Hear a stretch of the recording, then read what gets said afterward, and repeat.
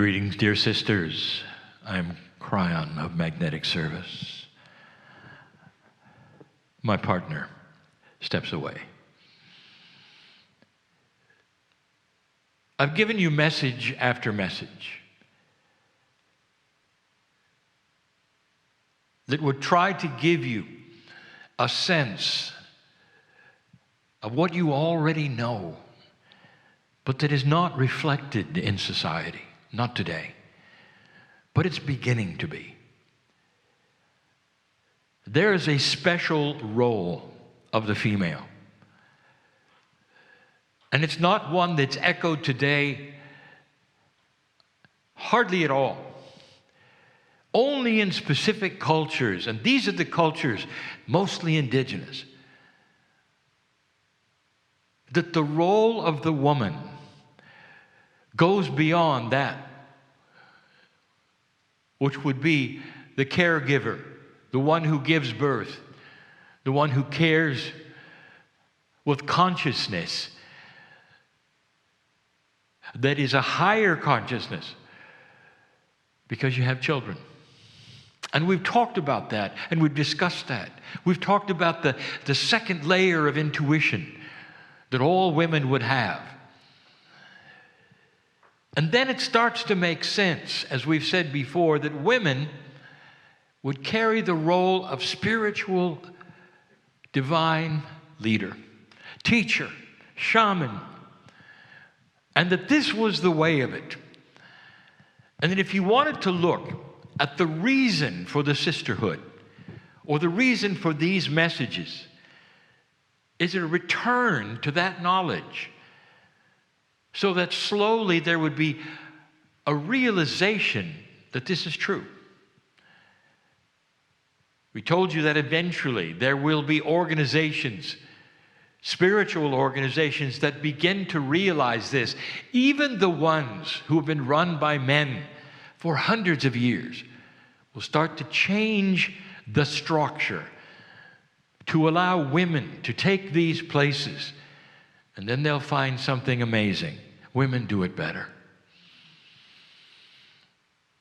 This is the beginning, dear ones, of a consciousness shift that also includes a remembering of that which should be obvious.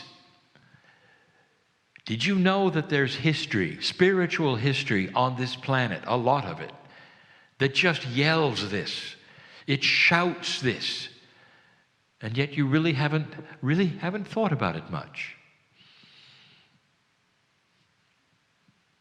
Why is it? Have you ever asked yourself, if you had to put on a special play at school or at work, and you needed a bunch of angels, how many men would you recruit? And the answer is none, because everyone knows angels are women. Where do you think that came from? In a men's world, why are angels women? All the way through the history that you could call sacredness or mythology, the woman was always the angel. Oh, there are some exceptions, of course, in the hierarchy. But the majority, they're women. Now, that's not an accident. That is an imprint. We told you that the Pleiadians gave you so much, and the Star Mothers sat in front of you and taught you eyeball to eyeball. Some of them sang to you. Some of them gave you consciousness exchange, and there was nothing like it. We told you in the previous channels that you would never forget this. An imprint is a conscious stamp, something that you carry with you lifetime after lifetime. It may never awaken until it's ready. And ladies, it's ready. And what's ready is for you to remember the role of sacredness on this planet of women. It's so interesting that even in the men's churches, run by men, that the women are angels. Painted on the wall for you to see. And again, that's imprinted. It's imprinted on all humanity, and that should tell you something. That is the role. There is a theme that I have had all day long of things that were invisible, things that you carry around that are multidimensional, which are invisible. And among them, we said, is that which you carry, which is that sacredness of your soul. That you were not born dirty. That all of you were born magnificent. Oh, but there is more. How many in this astute group can really say, I was a Lemurian. I was there. I was there as a woman as I am today, and I'm relating to all of it. And surprisingly, there are many in this room who begin to awaken to a reality that has always been invisible. The reality is you were there. So I want you to think about that. Where does this come from? It comes from that stamp, that imprint that has been with you lifetime after lifetime and has just sat there. And there's no reason to it have been activated. You see, you hadn't gone through the shift. You haven't even come to that place where it would be awakened for any reason. And the way this planet was going, it may never have been awakened, but it was always there. It was invisible. It was there as an imprint. It remembered what a Pleiadian mother sounded like. It remembered a consciousness exchange with a Pleiadian mother. It remembered a star mother and what that was like.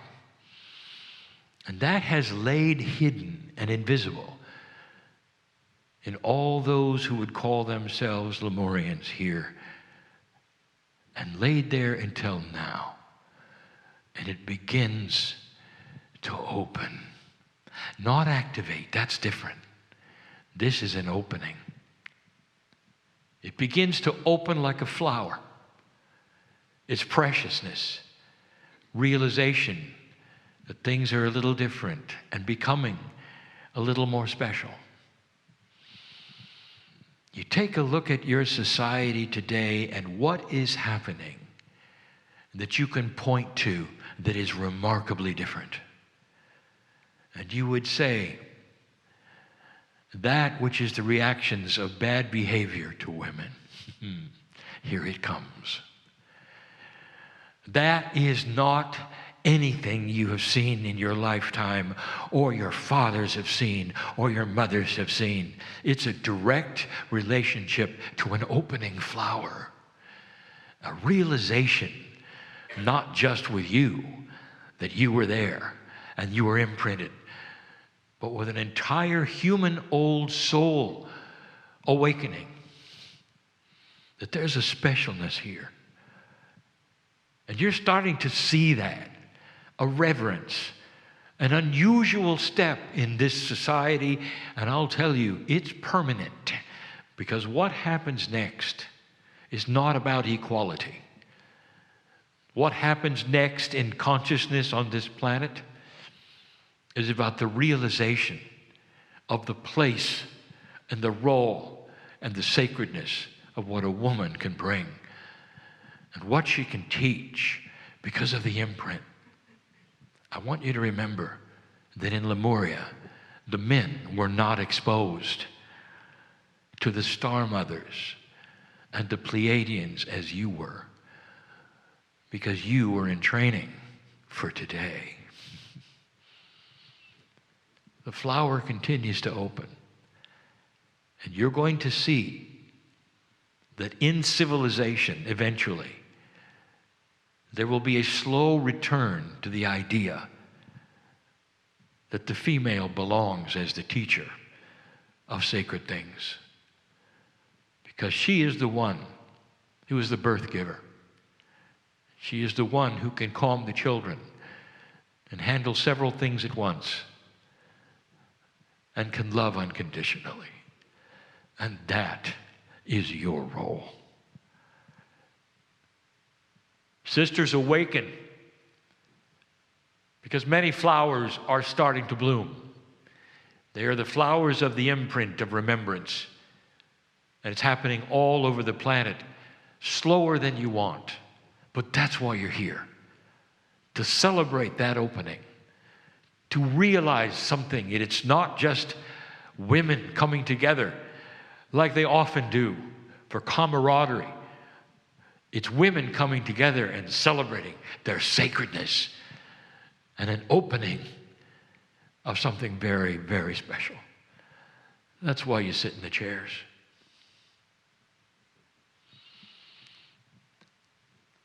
Let the ceremony begin. And so it is.